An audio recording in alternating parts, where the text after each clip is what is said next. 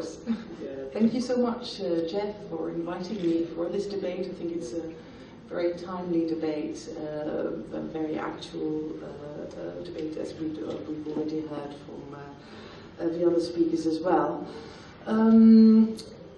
Workers' rights are very, very badly under strain in this times of crisis. Partly because the rights themselves are lessened in some of the countries, and partly because loopholes that were there anyway are now being used, whereas in times when the economy was better, they weren't. Such as temporary contracts, atypical contracts. They were always possible, but now loads and loads more people are being offered only those. I think basically to structure it a little bit, that the workers' rights in Europe are under strain in 4 ways. Perhaps the other speakers could think of some more. This is for one, just cuts in companies and organizations and services, where these organizations need to cut on costs to keep afloat, to not go bankrupt.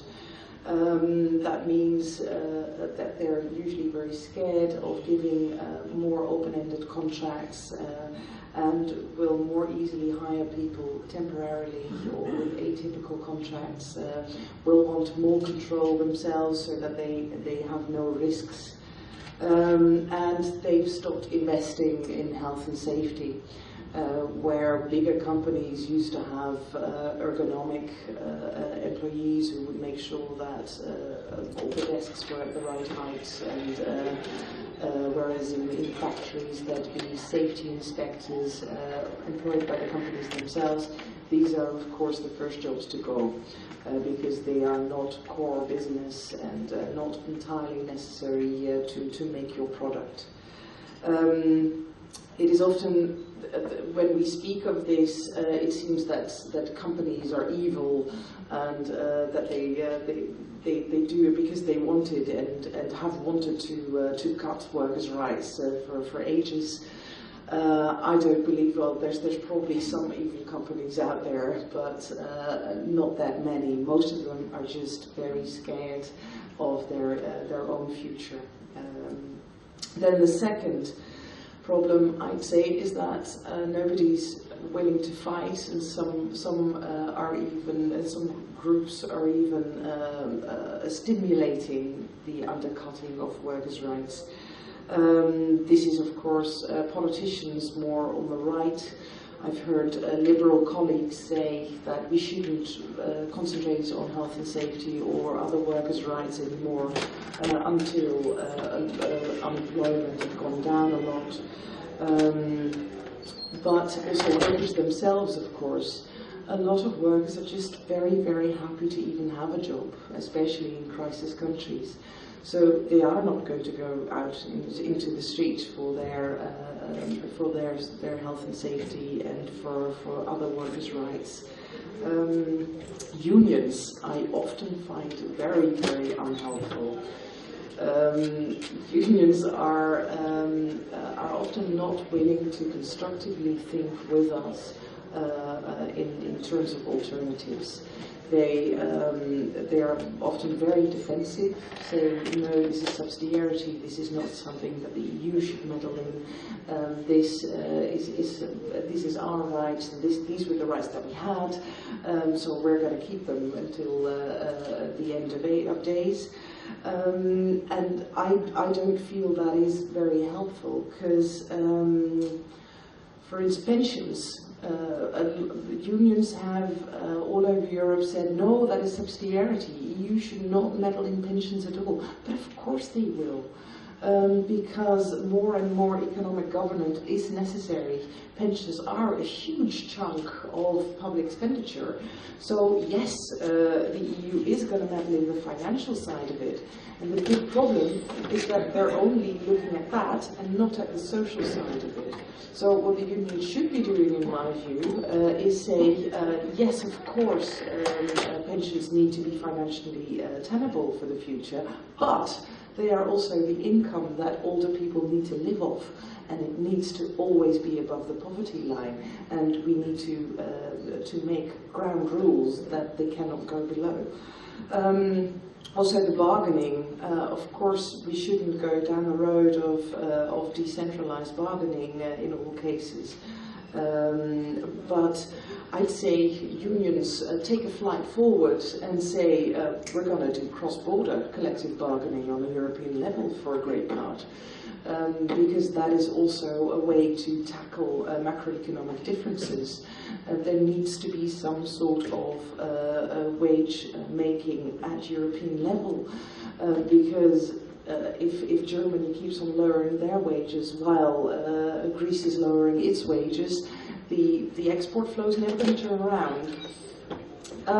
Then third, a big problem, very often not mentioned, is huge cuts in labour inspection. Workers' rights are only worth as much as they are enforced, and they are not so much anymore. Almost in all countries in Europe, labour inspection has been cut quite deeply. There are no European rules, minimum rules for labour inspection, which I think there should be. There should be a directive that says so many workers need at least one labour inspector or something, that there is a minimum in that. It is just a vital part of rule of law to have that. So undeclared work goes unnoticed, working conditions can deteriorate unnoticed. Also the excesses, the exploitative exploitation of mobile workers is getting out of hand, and nobody notices because there's just no labour inspection. Then the fourth, wages. Also a discussion that we really need to take up at EU level and not be too defensive about. A lot of there's countries still that have no minimum wage, as Germany. Germany doing economically relatively well, but I would say over the dead bodies almost of 1.3 million working poor in that country. There's, I think, no country in Europe that has bigger differences between the top and the bottom of the labour market. But also all the crisis countries getting only the recommendations to lower their wages more and more and more without a bottom there. Wage is not only an economic variable, it too is the money that people need to pay their food with and the roof over their heads. And this goes out of sight, mainly because the left and unions are not pointing to that enough, are just saying Europe wages are not a competence of Europe. So what to do? There's some encouraging initiatives. Commissioner Andor of Employment came with the ideas of identifying core workers' rights. Well, at least it's an effort. At the moment, it's not too popular, especially since the Council of Ministers that in the end decides is, of course, populated by Christian Democrats and a few liberals, and is not really willing to take a courageous step into a social compact or into a set of core workers' rights that need to be defended always. We are going to work this year on cross-border collective bargaining. There's going to be a report in the European Parliament, so I'm hoping we can take that a step further. We're working on a legislative initiative in the European Parliament. We have no right of initiative in the European Parliament, unfortunately, but now we can do an initiative report. Call it a legislative initiative report, basically write legislation ourselves and then say to the European Commission, please take this and present it to us. So we're hoping to be doing restructuring, because there's no rules about that either. There's countries in which 6 weeks notice to the workers in case of mass redundancies is almost enough.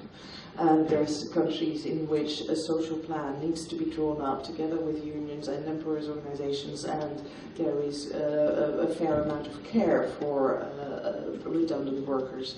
The differences are too huge, and there's no European minimum for that, where there should be, in my view. And okay, well, I'm almost done. Oh, yeah, and of course, as I mentioned, I think there should be a directive with minimum levels of labour inspection, and we need to progressively and constructively think how we can get some more balance in different types of contracts. Because as you see now, in a lot of countries, there's the open-ended fixed-term contracts that most of the people that already had those before the crisis hold on to those and have a lot of rights. And then there's all the other atypical contracts, which is always a very funny term, because there's far more atypical contracts than there are typical ones. That have hardly any rights at all attached to them. So to get labour markets moving, definitely in some countries the open-ended fixed-term ones need to be flexibilised a little bit more, and in almost all countries the atypical ones need to give more protection to workers.